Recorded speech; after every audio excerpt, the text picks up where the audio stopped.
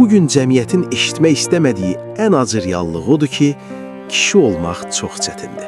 Amerikalı qadın jurnalist Nora Vincent 2006-cı ildə çap etdirdiyi Kişi obrazında kitabında düz 1 il 6 ay kişi qılığına girərək onların həyat tərzini və psixologiyasını anlamağa çalışdığını yazmışdı.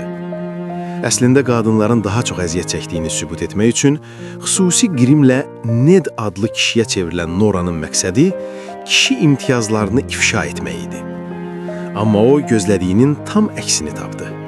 Kişilərin daimi rəqabət, emosional təcrid və səssizlik içində boğulduğunu kəşf etdi.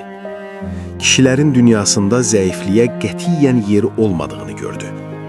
Bu ağır psixoloji yük onda elə bir qırılma yaratdı ki, illərlə davam edən depressiyanın ardınca 2022-ci ildə İsveçrə klinikalarının birində könüllü olaraq həyatına son qoydu.